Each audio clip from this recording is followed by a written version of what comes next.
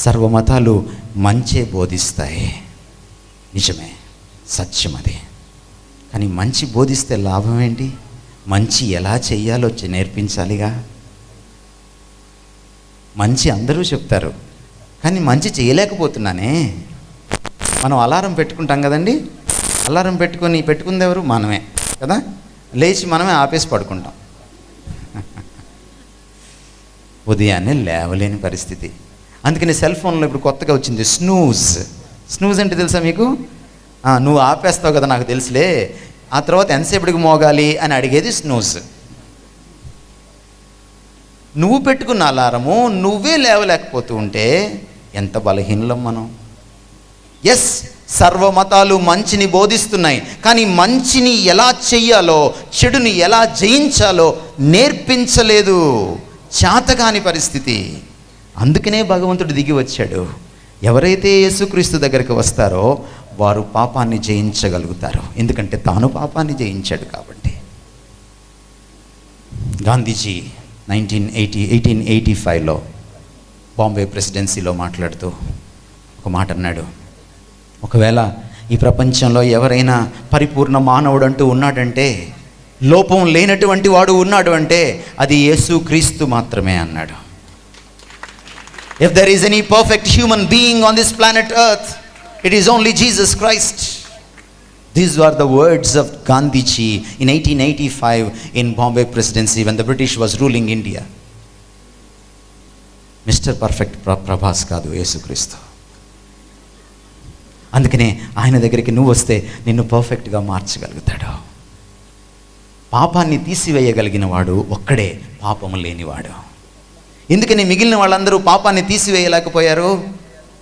వాళ్ళల్లో కూడా ఏదో కించిత్ పాపం దోబూచులాడింది.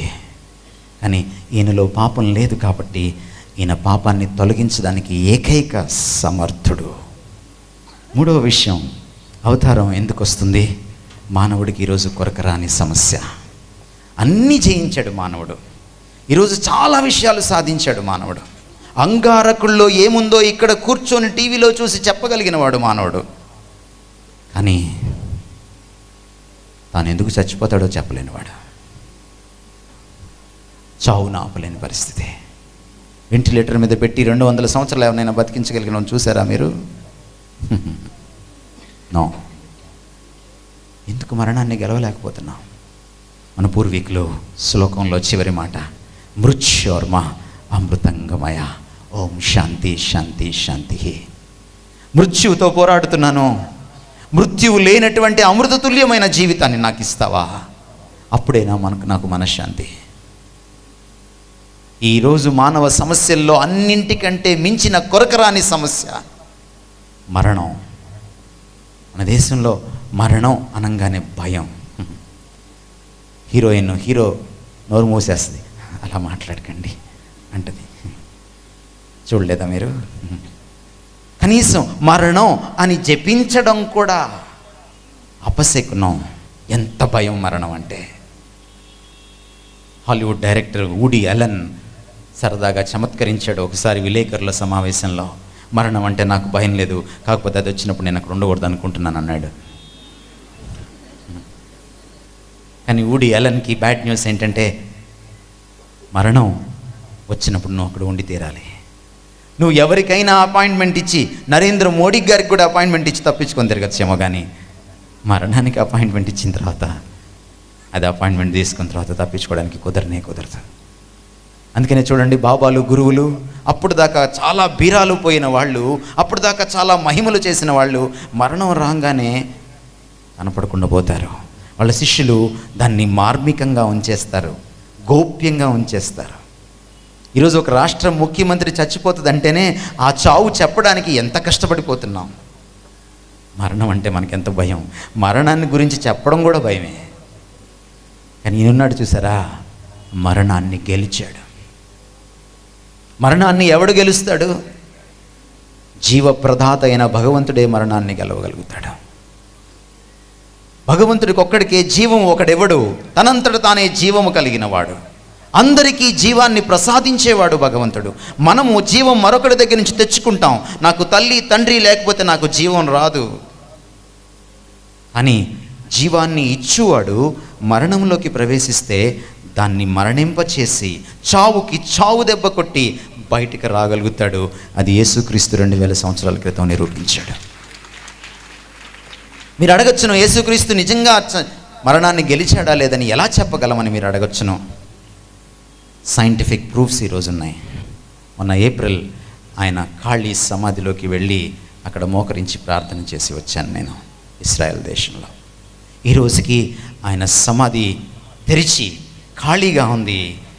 మరణాన్ని వెక్కిరిస్తూ నిలబడింది చరిత్రలో. మరణాన్ని ఎద్దేవా చేస్తూ ఎగతాళి చేస్తూ నిలబడింది చరిత్రలో. మనలాగే ఒక శిష్యుడు నమ్మలేదు. యేసు మరణాన్ని గెలిచాడా? నేను నమ్మనన్నాడు. అయ్యా అక్కడ శరీరం కూడా లేదు అంటే నేను ఆయన్ని చూస్తే కానీ నమ్మను అన్నాడు. మీరేమైనా దాచిపెట్టారేమో శరీరాన్ని, నాకేం తెలుసు. అప్పుడు యేసుక్రీస్తు వారు ఆయనకి కనపరుచుకున్నాడు. నువ్వు వేళ్ళు పెట్టి చూస్తానన్నావు కదా, ఇదిగో నా గాయాల్లో చూడు. ఎప్పుడైతే అతి సమీపంగా సైంటిఫిక్గా ఆయన్ని ఎగ్జామిన్ చేసుకున్నాడో ఈ థామస్ అనే శిష్యుడు ఆయన ముందు ప్రణమిల్లి మోకరించి నా దేవా నా ప్రభువా అని దేవుడిగా అంగీకరించాడు తన గురువు గారిని. అక్కడి నుంచి బయలుదేరి ఆయన ఆరోహణం అయిపోయి వెళ్ళిపోయిన తర్వాత యేసుక్రీస్తు ఆ థామస్ అనే శిష్యుడు భారతదేశానికి వచ్చాడు. కేరళ రాష్ట్రాన్ని అతను విజిట్ చేసినప్పుడు మొట్టమొదట అతను సనాతన బ్రాహ్మణ పుంగవుల్ని కలిశాడు. ఆయన వచ్చి వాళ్ళని ఉదయాన్నే కలుస్తూ ఉంటే వాళ్ళు ఏం చేస్తున్నారంటే కొలంలో దిగి సంధ్య వారుస్తున్నారు. సంధ్య వార్చడం అంటే మీకు తెలుసో తెలీదో, నీళ్లు దోసిల్లో తీసుకుని సూర్యుడి వైపు తిరిగి మంత్రాలు చెప్పిస్తూ నీళ్ళను అలాగా దోసిల్లోంచి కొలంలోకి పోస్తారు. సంధ్య వారుస్తూ ఉంటే వాళ్లకు సువార్త చెప్పాడు యేసుక్రీస్తు గురించి.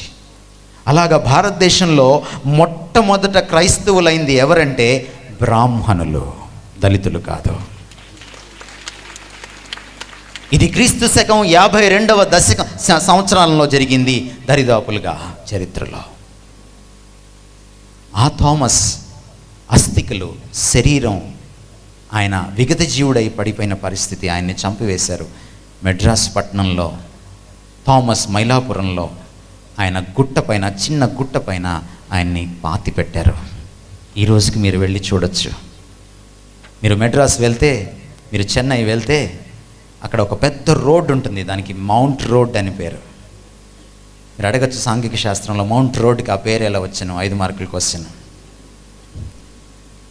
మౌంట్ రోడ్కి ఆ పేరు ఎలా వచ్చానంటే అది థామస్ మౌంట్కి దారి తీస్తుంది కాబట్టి అది మౌంట్ రోడ్ అయింది. నిజానికి దాని అసలు పేరు సెయింట్ థామస్ మౌంట్ రోడ్. ఈ రోజుకి ఉంది. సెయింట్ థామస్ భారతదేశానికి క్రీస్తును తీసుకువచ్చి పరిచయం చేయకముందు మీరు చూస్తే చరిత్ర పటంలో, ప్రపంచ పటంలో క్రీస్తు శకం 52వ సంవత్సరం నాడు మొదటి శతాబ్దంలో గ్రేట్ బ్రిటన్ అనే కంట్రీ లేదండి. Please understand this. Great Britain అనే కంట్రీ లేదు. మీరు వెళ్ళి సాంఘిక శాస్త్రంలో ఎవరినైనా అడగండి. యునైటెడ్ స్టేట్స్ ఆఫ్ అమెరికా లేదు. కొలంబస్ అప్పటికి ఇంకా అమెరికాను కనుక్కోలేదు. సీనియర్లు ఎవరో తెలుసా? క్రిస్టియానిటీ, అమెరికాలో క్రిస్టియానిటీ కంటే, బ్రిటిష్ క్రిస్టియానిటీ కంటే భారతదేశ క్రైస్తవం చాలా సీనియర్. 1600 సంవత్సరాల సీనియర్స్ మనం. 1600 సంవత్సరాల సీనియర్స్. అందుకని రాజా రామ్మోహన్ రాయ్ యేసుక్రీస్తు శిష్యుడిగా మారిపోయాడు. రాజా రామ్మోహన్ రాయ్ శిష్యుడైనటువంటి కుషబ్ చంద్రసేన్ ప్రార్థనా సమాజాన్ని స్థాపించినవాడు. రాజా రామ్మోహన్ రాయ్ బ్రహ్మ సమాజాన్ని స్థాపిస్తే కుషబ్ చంద్రసేన్ ప్రార్థనా సమాజాన్ని స్థాపించాడు బెంగాల్లో. కుషబ్ చంద్రసేన్ అందుకని ఏమంటాడంటే యేసుక్రీస్తు వారి గురించి, Jesus, my sweet Jesus, you are mine, you are truly Asian, you are mine. నీవు నిజంగా ఆసియా దేశస్థుడివే, యేసు నా మధురమైన యేసు, నీవు నా వాడవు అని రాసుకుంటాడు తన డైరీలో. ఈయన విదేశీయుడు కాదు. దేవుడైతే అందరికీ దేవుడు అవుతాడు, లేక దేవుడు కాకుండా పోతాడు. దేవుడు ఒక దేశానికి ఒక దేవుడు, మతానికి ఒక దేవుడు ఉండనే ఉండడు. ప్రాంతానికి ఒక దేవుడు, కులానికి ఒక దేవుడు ఉండనే ఉండడు. ప్రభువునందు ప్రియులారా, ఈ సందేశాలు మీకు నచ్చినట్లయితే దయచేసి లైక్ చేయండి, సబ్స్క్రైబ్ చేయండి, పక్కనే ఉన్న బెల్ బటన్ నొక్కండి. ఈ సందేశాలను దయచేసి 10 మందికి షేర్ చేయమని ప్రభువు నామమున ప్రేమతో మీకు మనవి చేస్తున్నాం. Thank you. Praise the lord.